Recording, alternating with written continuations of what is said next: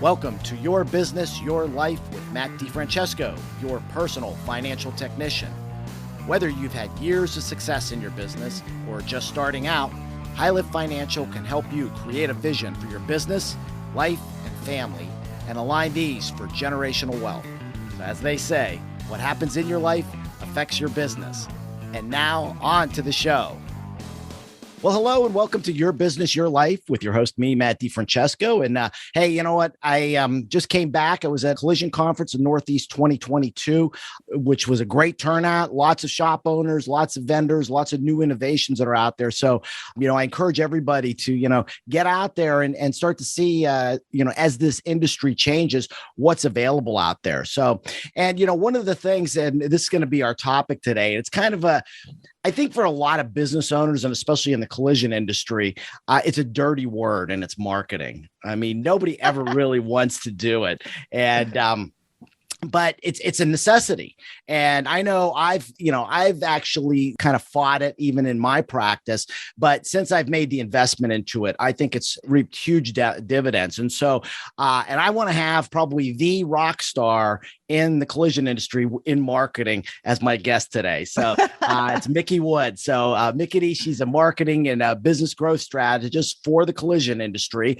She was a former shop owner, so she understands a lot of the nuances and understands a lot of information out there, especially from marketing firms that are trying to push their services to the collision industry, but may not completely understand what that industry is like. So her firm's Micki Wood's Marketing utilizes a lot of the modern marketing tools to help shops accelerate their growth. And she boasts that her clients average 5 to 20 new cars per week. Is that true, Micki? Yes. Oh, see, Isn't that awesome? So I think that should be something that's appealing to anybody who's listening. So she's also a writer contributor to many of the industry publications, especially for Body Shop Business.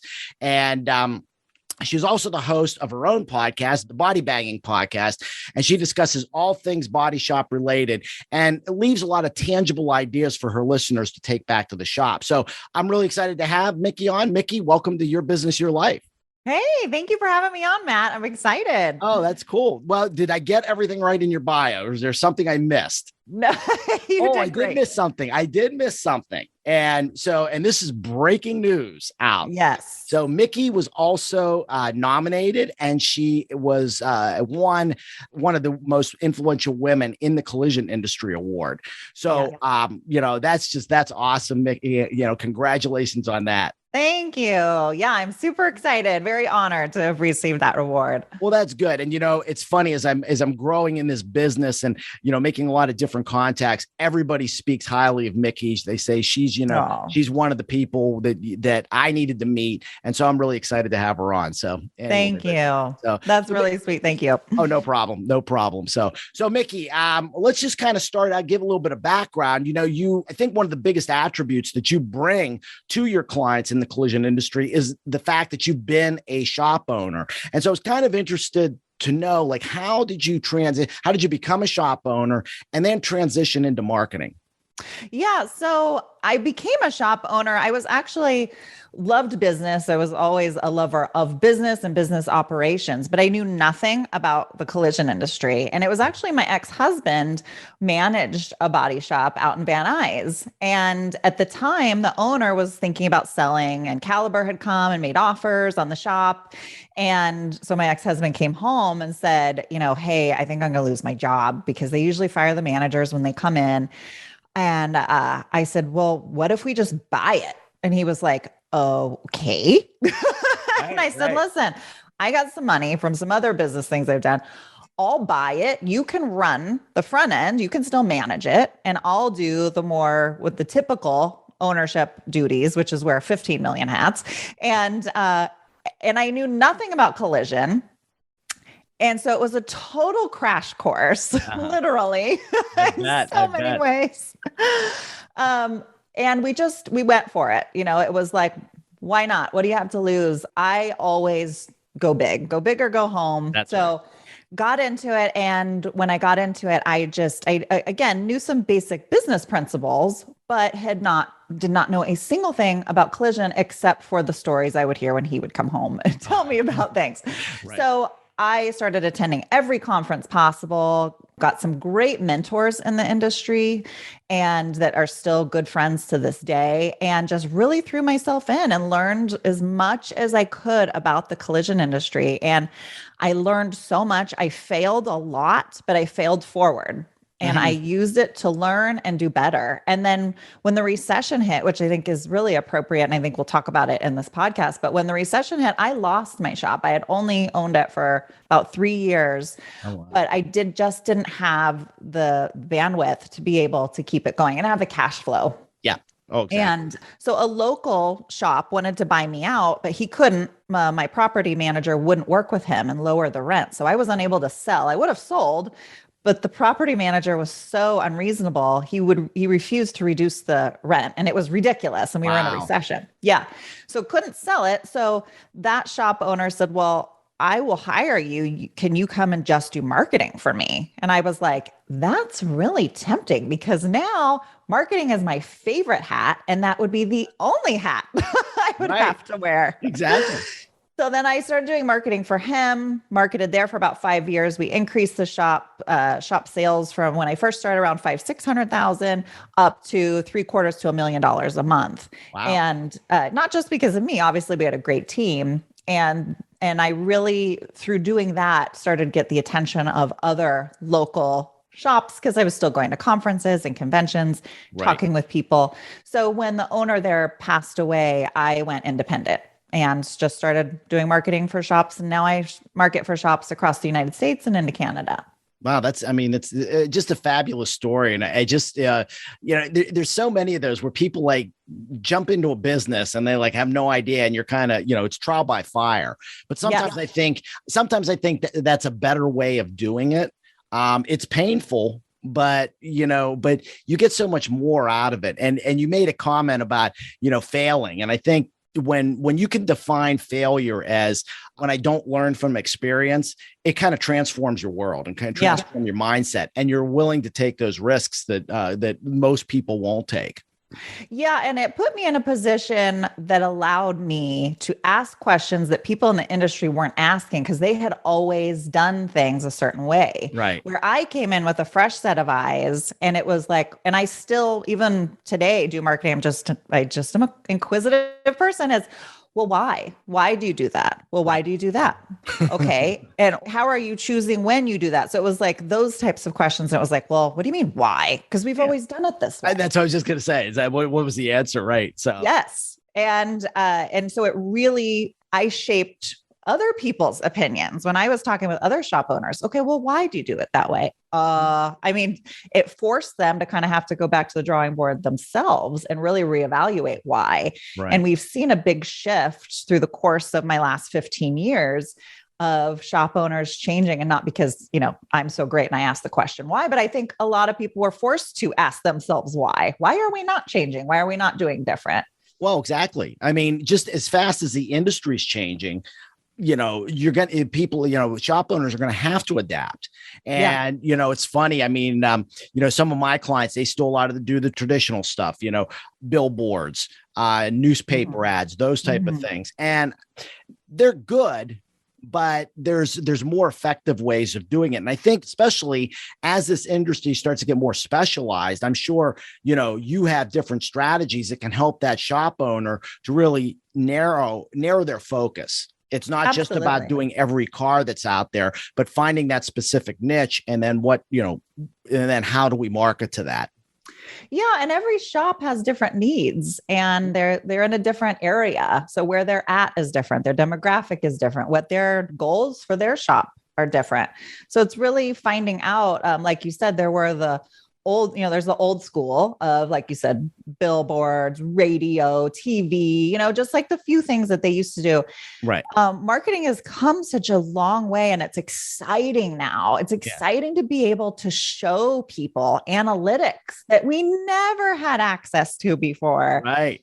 And it's just wonderful because marketing, and there is still a degree to it, but it's blurry. Like, what is the return on the investment there? I don't know exactly. We're now using some of the marketing techniques that we use everything that I do is data driven. Now I need feedback from the shop because I can show you an Excel sheet going, oh, you're doing great. But if you're feeling nothing, that means nothing. So it's important that I'm connecting, getting that feedback. But now where we're at with marketing, it's not the guessing game like it used to be, to the same level that it used to be, which is great. And clients love it because now they can see the return. What are their dollars actually doing for them? Right. It's so for those shop owners that are they're either unfamiliar or uncomfortable with marketing their business, or they're just kind of stuck in those traditional ways, how do you help to move them into some of the more effective and modern strategies that are out there? Yeah. So first is the conversation to figure out, it's nice. I can always talk at somebody, but I first want to hear what they're thinking. What are their perceptions? Right. Because your perception and your perspective is your reality. So I need to know what reality they are living in so that I can kind of meet them there and maybe shed some light on just a different perspective for them to start considering some things that they hadn't considered before. Right. So, if they're used to doing things, maybe we'll call like old school, that's fine. So then I will ask them the questions because maybe that is what's best for them. But let's find out. Let's get into it. Let's ask some questions and figure that out.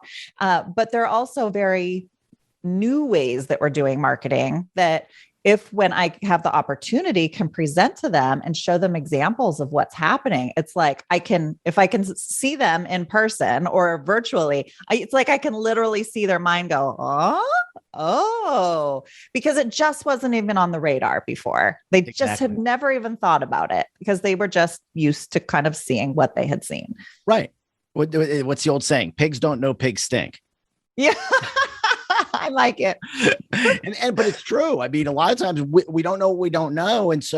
And we have to sometimes have those people. And I think that's why it's important to get out there, to read publications, to get out to conferences and really kind of expand our mindset. We can get stuck in this, with blinders on and miss kind of the bigger world that's out there.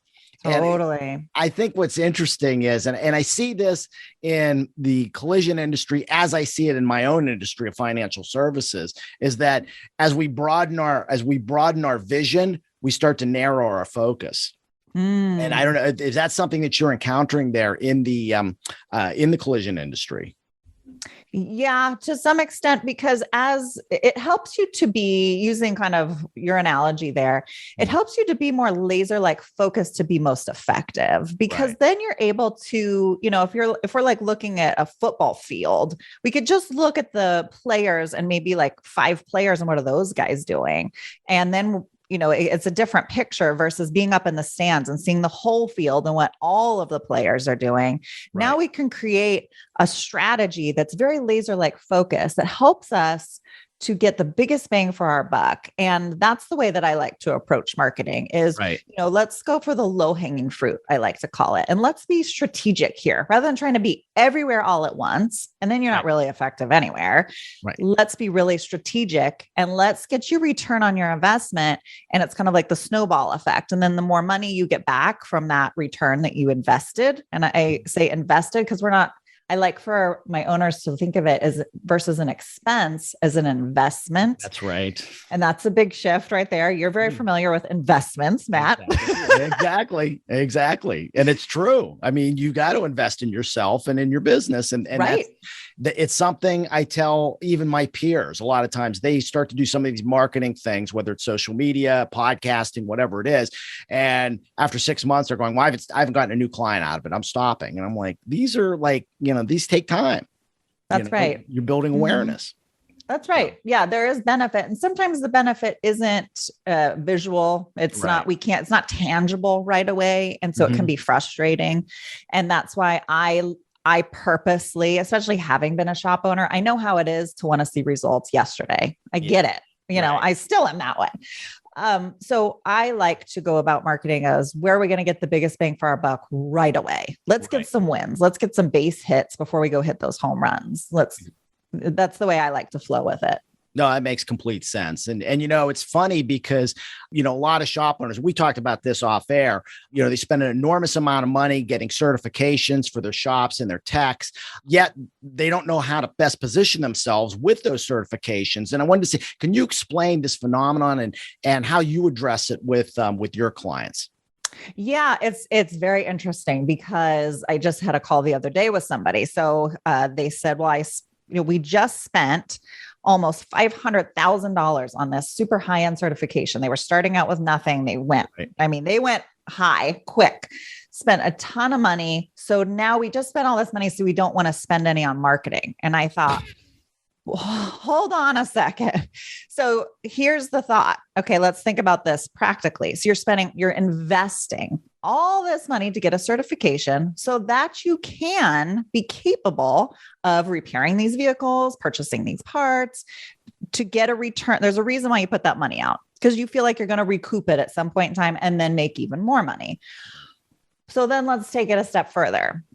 Now, don't you think you need to market that certification to let people know you're certified so that you can recoup that money as fast as humanly possible? Why would you want that to be slow? If it was me and I spent $50,000 on a certification, I'd want to see that as fast as possible back in my pocket.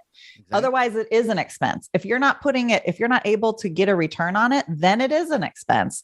And we don't want it to be that way. So you understood the investment of the certification, but along with that, understand the investment of marketing that certification so that you can actually see the return on it. Right. And, I think the consumer needs to know why that certification is important. 100%.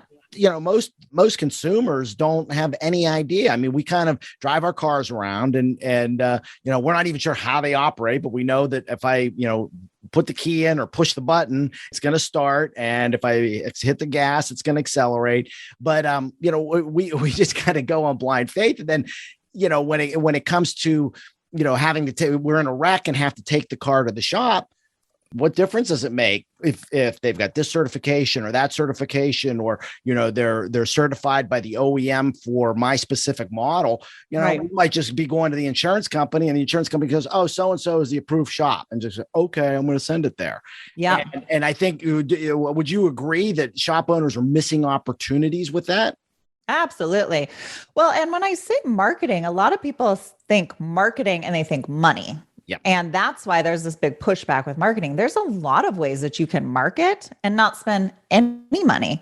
Number one, education. You can educate your customers or your guests right in the drive for free. You're going to be talking with them anyway. You can educate them when they call on the phone. Oh, hi, Ms. Smith. Your Ford F-150 just got into an accident. Oh my gosh, I'm so sorry. You okay? All right, great. Well, just so you know, we are Ford certified. That means that we have specific Ford tools. Our technicians have had specific Ford training just for your vehicle. So we are specialists in your vehicle. Let me go ahead and get, your information. Let's get you an appointment to come on in. I mean, it's free. You're talking to them anyway. That is marketing. Education is marketing. It's just a different way of marketing, but it's marketing. It's putting yourself out there to bring people to you and letting them know your story. So yeah, I think absolutely education is, the tip top of all of it is educating with this certification thing, because like you said, nobody knows. It's a car, fix my car. I don't, people that are Tesla owners, they typically know they need a specific kind of shop. They already know because they have a very different type of vehicle, or maybe like a Porsche owner or something that, it's very high end, but the average person has no idea.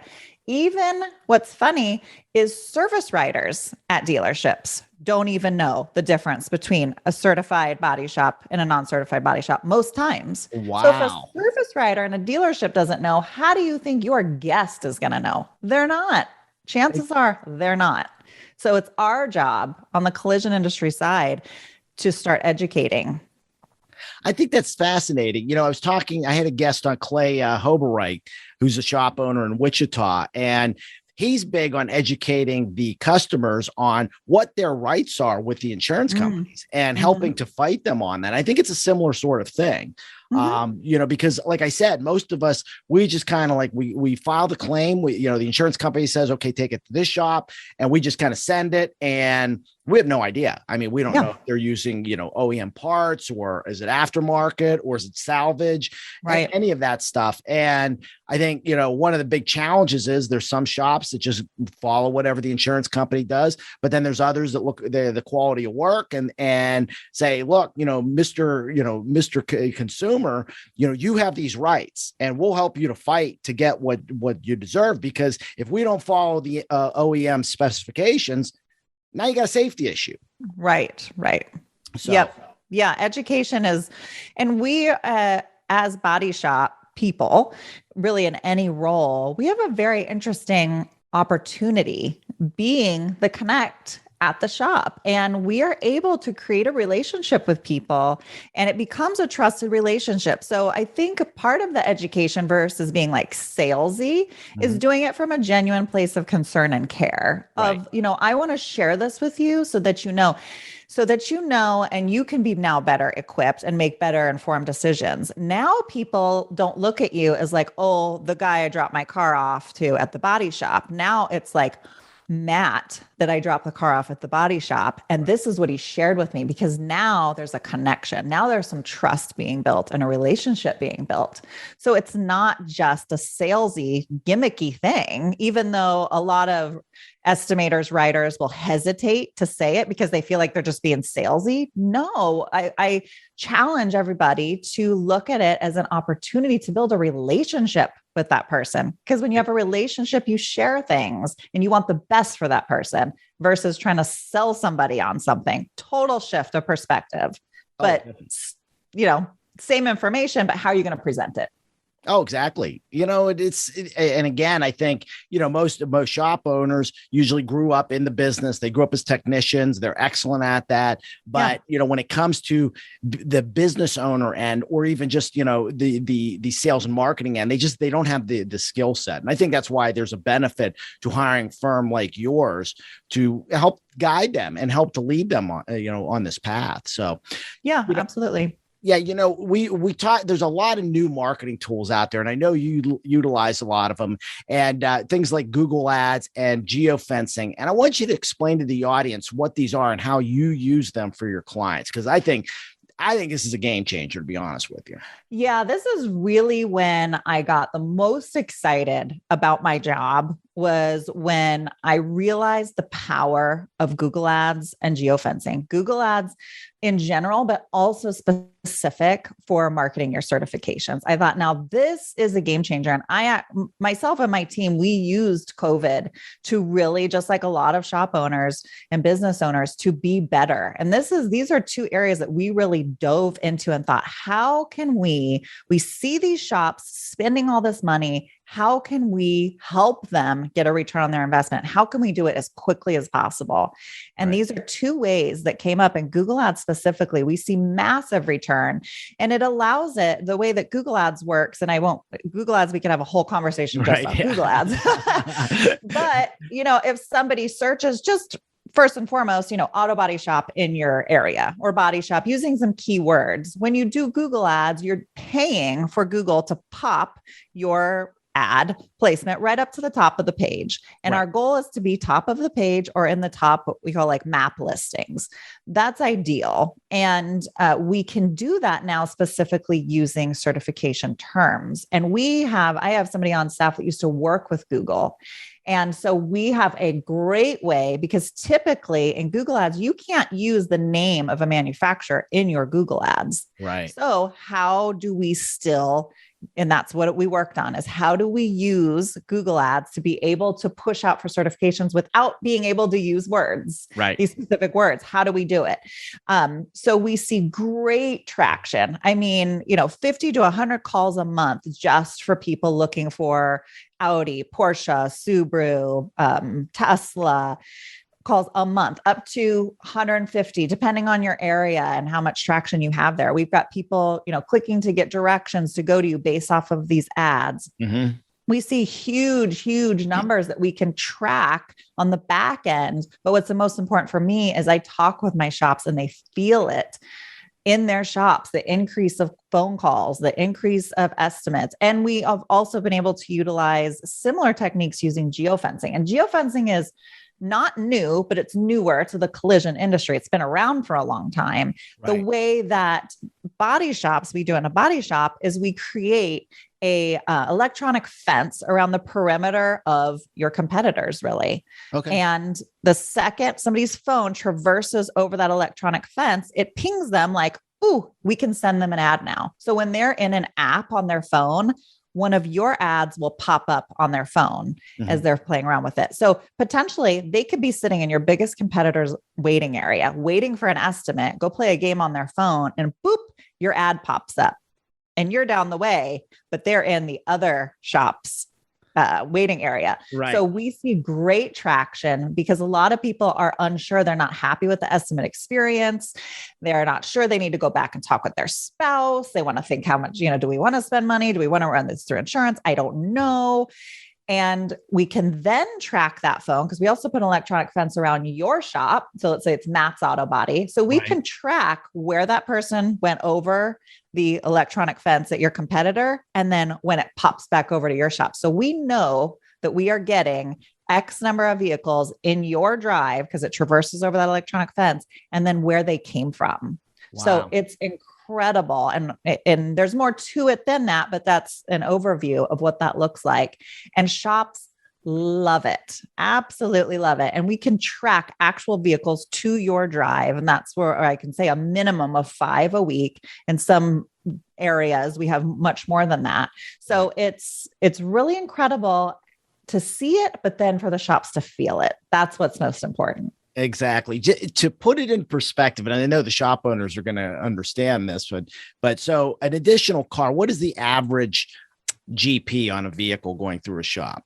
And again, it's going to vary, I'm sure. It varies. And we usually say like an average job is like around $2,500. Okay. That's usually what we kind of base it off of. So if your average repair job is $2,500. Right. So you're going to pay for it within 2 jobs. That's what I was going to say. Yeah, with 5 additional vehicles, you've already paid for yourself and you're adding to the bottom line. You're already paying for marketing, which is really phenomenal. Exactly. And I was at the Northeast 2022. I was at. I met a shop owner. He was doing this geofencing, and he actually brought it up, and he was raving about this. He goes, "Oh, it's amazing! I got these. These ads are popping up, and then people are coming in because they were at this shop and they saw my ad and now came in. It's really phenomenal. I mean, and this was even before we talked. I had heard this. Right. It's incredible. And not many people are doing it in the collision industry. I only know one. Well, I know a couple others, but I know one other business that does it well. And I feel that we do it well, of course, but it is newer, but the shops that do it love it. And we've got to make sure it's a right fit for you, because not every marketing tool I have in my belt is what's best for you. Right. And sometimes like geofencing for a client in a very small rural area is going to be very different and yield very different results than my client, like in downtown LA, where there's a ton of traffic, a ton of occupants, and a ton of competitors to pull from. Right. So maybe it's not best for my little shop out in little downtown, out in some little rural area of Pennsylvania. Maybe geofencing isn't best for them. Maybe Google Ads is best. Maybe it's a mixture of a few things. So that's why every client is very different. It's what do you need? Where are you located? How many people are in your area? What type of competition do you have?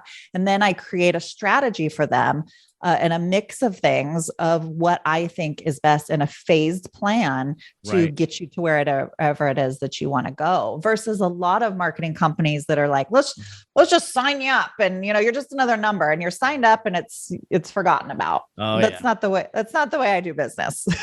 And I will forewarn anybody. I mean, I had that experience. I had a marketing firm. It was basically, they charged me a flat fee, and all of a sudden I wasn't getting anything. I mean, I wasn't getting any data. I didn't, they weren't producing the stuff that I thought they was going to be producing. There was all kinds of miscommunications. Right. And when I moved to the company that I'm working with now, all of a sudden it's like, okay, we've got a plan. I see the plan. We talk every month. We run through the numbers. Here's what we're doing. Here's what we're going to do. And I know that's exactly what you do too. Yeah. So it's very hands-on, and you can also tweak the marketing as you're seeing what's being effective. That's right. And that's what's most important. That's why the set it and forget it doesn't work. So and a lot of people are like, oh, well, I don't want to do Google ads with you because you cost X amount of dollars. I can go do it with this person and, this company and do it for a fraction of the cost. Well, y'all should know better.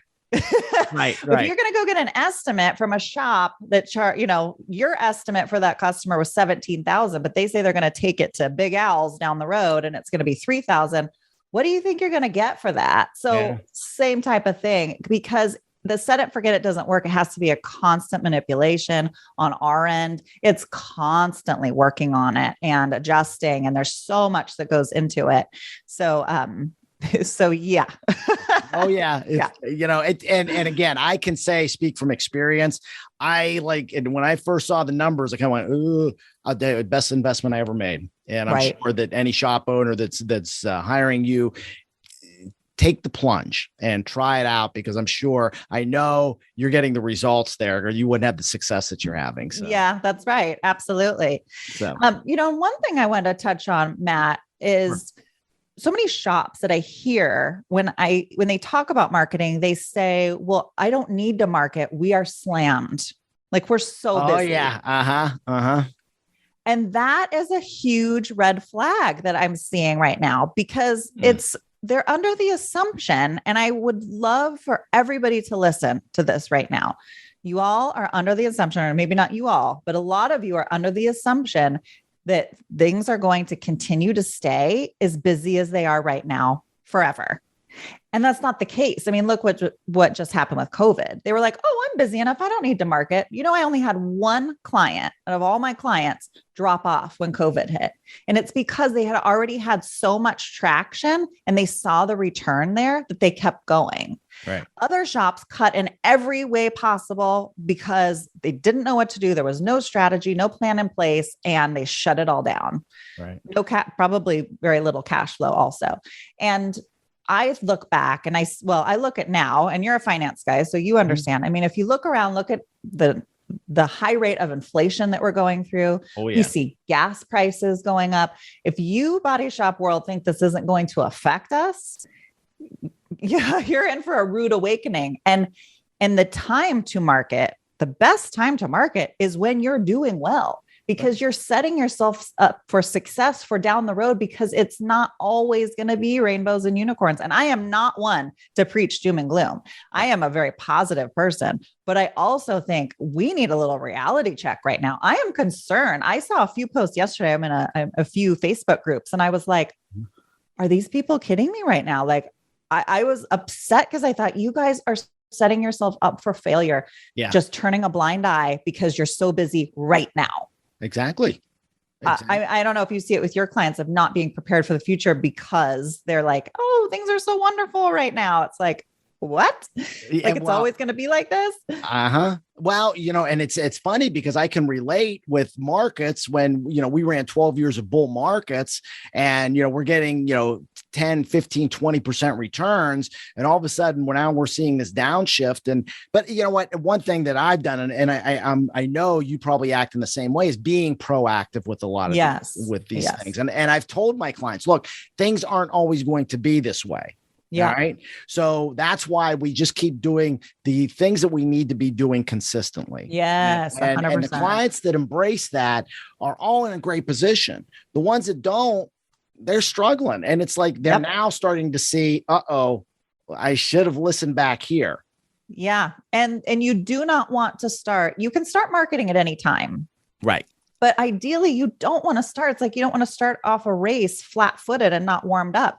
You don't want to start marketing when you have to start marketing, because now you're in a place of, I have to get cars in the door. And if something doesn't happen right now, but with marketing, it definitely, there's a ramp up period. Start all that now, get a steady flow of business, figure out your policy, your practices, schedule people. I know you have a heavy flow of traffic in your shop. Manage that appropriately, do marketing, start getting comfortable with marketing so that when things drop off, you get to stay steady where everybody else panics. And then they're calling me like, oh, help me. Let's do marketing right now. Okay. Of course I can help you, but you would have been a lot better off if you would have made that investment a few Yeah. months, 6 months, a year ago, whenever. I I mean, know. really, really. And I saw it during COVID. I picked up clients in COVID because they were like in a panic.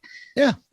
And it's like, well, yeah, I can help you now. You know how hard it's going to be to get you a customer now versus when things were going well. Okay. Exactly. I tell a story, and it's related to sales. And I remember this was years and years ago. I was in commission sales. I was selling welding alloys to maintenance departments, machine shops, and basically anybody who did very specialized welding.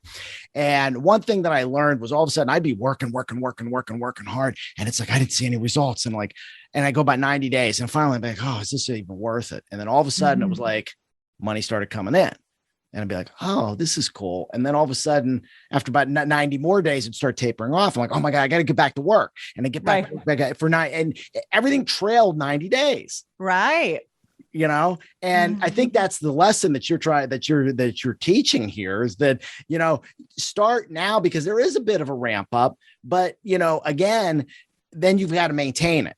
You can't go through, all of a sudden now we've got success. We don't have to do anything. Because you got to maintain this. You got to keep the momentum going. Yes, exactly.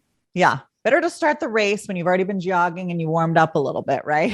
Right. Exactly. Exactly. Yeah. So yeah, I'm with you. Well, Micki, we could go on and on. I love talking about marketing. And, one of the reasons I like to have people like you on this program is, again, even though I'm a financial guy, I need to help these shop owners to understand how they need to progress their businesses too, especially, my niche is with those shops that want to, create a family legacy and pass it on to the next generation and create generational wealth. Well, the industry's changing and we've got to learn how to change. So I think you're a really valuable resource out there to those owners that are progressive enough and say, look, I want to create something bigger. I want to create something that can last multiple generations of my family and create this generational wealth.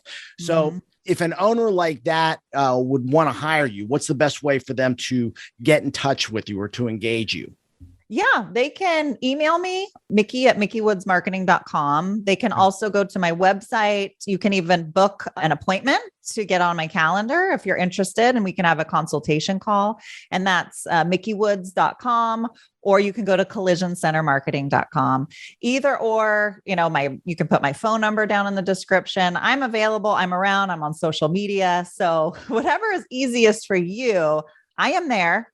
And I am always willing to talk to shops. I have shops that call me just because they want to chit chat and they're interested, and they may or may not want to move forward, or they're doing some marketing with another company and they're not quite sure if they're doing what's best for them. Right. So I field all kinds of phone calls, and I have a heart to help. So I'm always open to talking with shop owners, managers, whatever it is.